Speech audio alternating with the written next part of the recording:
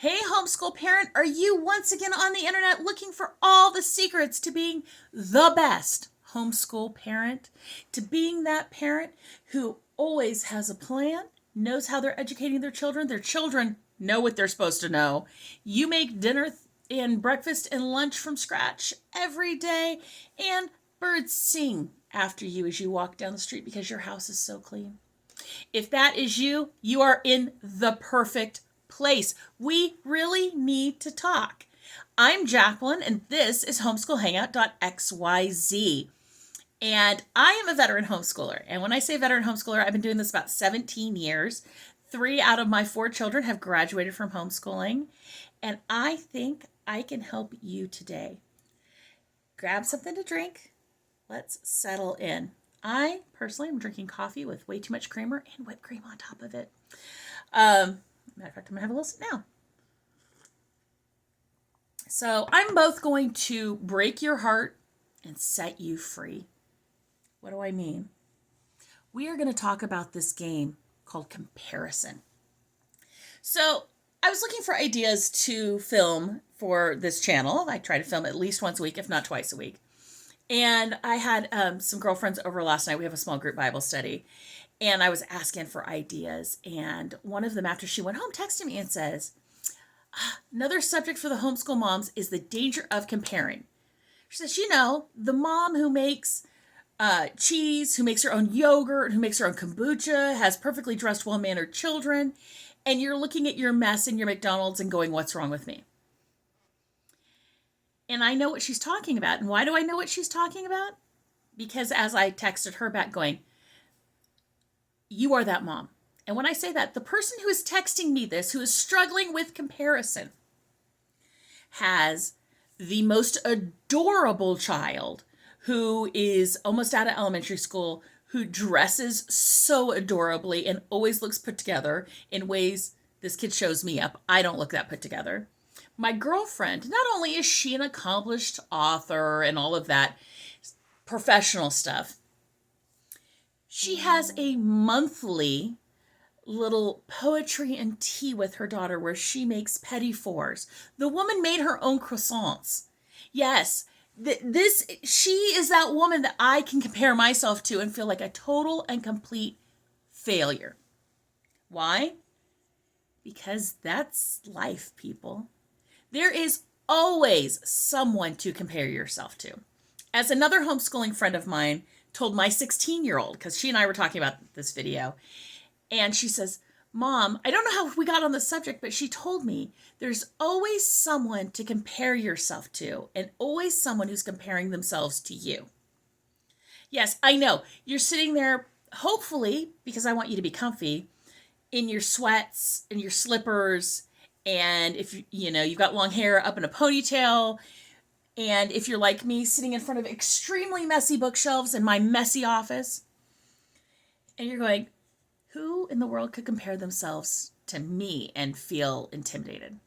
You would be surprised.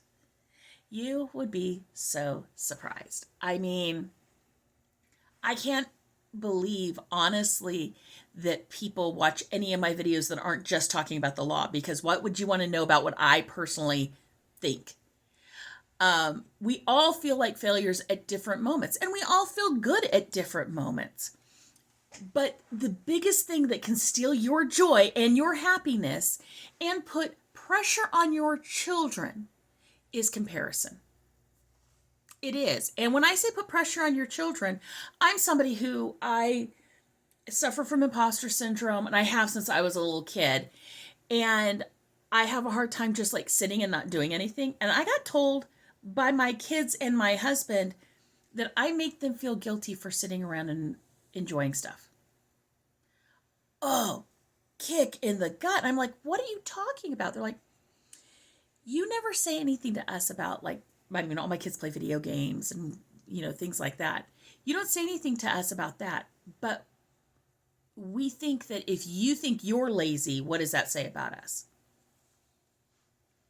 Yeah, your imposter syndrome, your comparison can make everyone around you feel like you're judging them because you're judging yourself so hardly.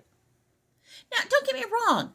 Do I want to help equip you to be great homeschool parents and to enjoy your children and enjoy your life and move forward? Of course I do. But when you look at someone and go, why aren't I doing it like them? That can be dangerous because it can also just be dangerous to be the other person. I know for myself when I have people go, because I've had it happen, I tend to wear makeup every day. It doesn't take me long and I don't always wear very much. But I've had other homeschool moms go, I feel like, you've got it all pulled together and I can't compete with you. And it's like, why are we competing? Why does what I want to put on my face affect our friendships? And which means, though, some of those women in these groups were not my friends at all, and they did not like me because they wanted to be like me, if that makes sense. And I don't understand why, but which means they also never got to know me enough to be my friend or to not be my friend. So comparison is so dangerous. Your children are not going to be perfect. Your children are going to be your children. And I don't care how good you think anyone else's kids are. You don't see them every moment of every day. I don't care how brilliant you think they are. You don't see what they struggle with. I don't care how pulled together that mom is who doesn't have to work and has a clean house all the time. You don't know what goes on behind closed doors. My husband told me when we first got married, or before we got married, I did the, what kind of housewife is your mom? Because I wanted to know what standard I was going to be held to. And he's like, oh, I opened my drawers, my clothes are in there. My mother worked full time, made dinner every night, and did all the laundry. And I'm like, whoa, I can't compete with that. And worked full time and did all the cleaning. He says, yeah, but she never sat down and played a game with us unless it was a big family event. She never just hung out with us. She was busy all the time. And so we decided we would rather have our family behave like a team so that we could all play and all clean.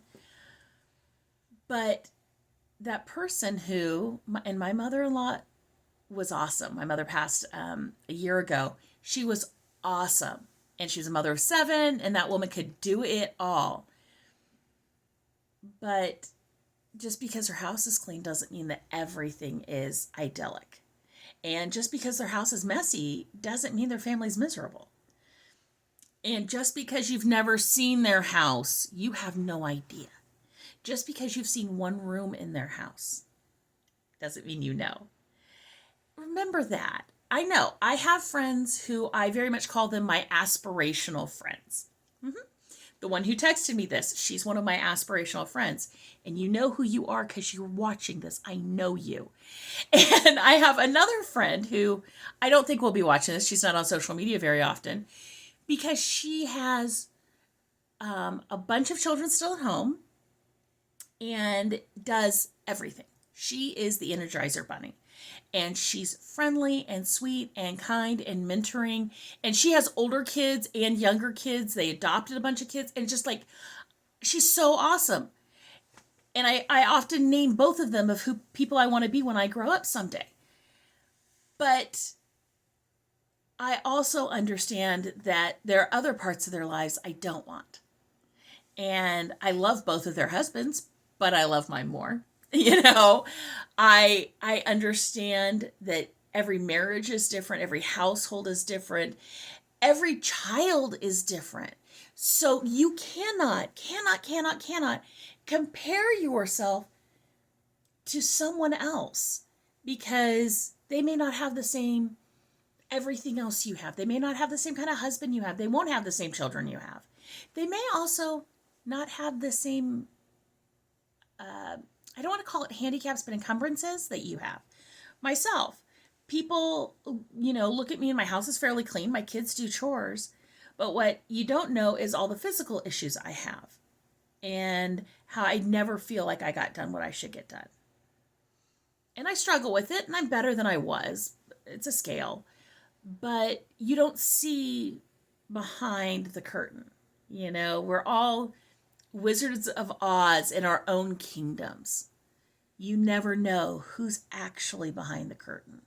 So maybe you shouldn't be jealous of that person. And not just jealous. I mean, jealousy's wrong. I mean, it's in the Bible, it's wrong.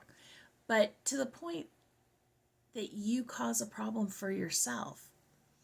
I've watched people, and I've been this person, who is so concerned that they don't look and seem as good as the other women or men they've been around. So they prioritize things that seem important to other people but aren't really important to their world.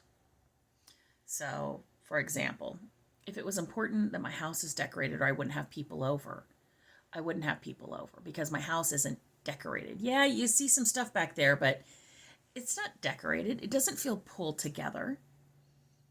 But you know what? That's okay. I like it. It's how I like to live in my house, and I want to have people over. So I'm not waiting for that perfect. You can really let that comparison paralyze you and stop you from doing things, stop you from leading that co-op class, stop you from having friends for your kids over, stop you from having a dance break in the middle of the day because you have too many more important things to do that aren't really important to you. They're important to what you think that perfect homeschooler down the street does. Just seriously, stop comparing yourselves. I don't know how else to say it. What is it in this that you struggle with? Because I know I do. I think we all do. It's humanity. It's something we have in us that makes us look at what others have or do. It's our own sense of unworthiness that makes us compare. I truly believe. And I'm going to go off my little tangent. I don't know that there is anything short of something supernatural, Christ, that can stop that completely. But you can make that effort to understand this is my life, my family, my sets of challenges, my sets of skills. And I'm doing the best I can. And that, guess what, is usually enough. It really is usually enough. I promise, Mom and Dad, you've got this. You've got it. And if there's anything specific I can help you with, please let me know down in the bottom. And I will talk to you guys later. Bye.